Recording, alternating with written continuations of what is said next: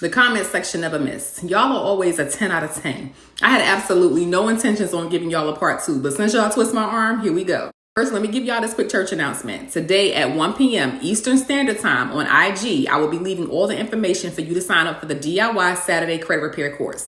This course is going to give you the fundamentals to get started and repair your credit yourself. In addition to myself teaching you that, I'm also going to have a realtor and a mortgage banker to get you started on home ownership. And if you're a moderator on any of my platforms and you want to attend this Saturday course, you know I'm going to look out for the cookout. All you got to do is send me a message and I'm going to make sure your spot is secured. Now back to the tea and me clearing up some of the questions in the comments. Yes, he was a licensed physician. He worked at the institution once a week and he worked at his office, which was the Abort Mission Return to Sender Clinic full time. This physician was like really old, like BC years old. And had I known then what I know now, I would have never given him the $3,700. But yes, I was definitely expecting something. The reason for him wanting $3,700 in cash and for me to be there at 7 p.m. is because this shit was done under the table. I didn't realize that then, but I know that now. If anything had gone wrong while he was doing this procedure, there would be no trace of a money transaction between me and him providing the service for me.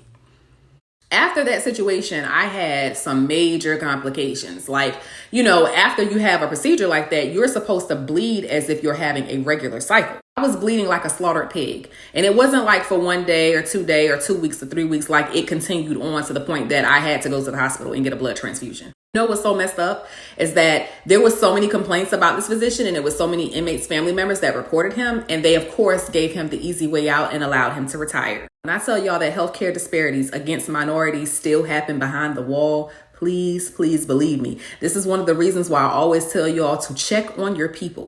The pill call nurse who was out there talking to us and said she ain't lying, that nurse had been there for years. And not only did she know the tea about that institution, she knew the tea about other institutions as well. Per that nurse and word on the compound, that's the reason why that same physician had to transfer over to that facility from another facility for the same situations happening. Let me give y'all some more tea about this doctor and more disparities that minority inmates face. Not only did I have to take them to their appointments, but I also had to take them to outside hospital when it was time for them to deliver. Let's just say minority inmate delivered through C-section.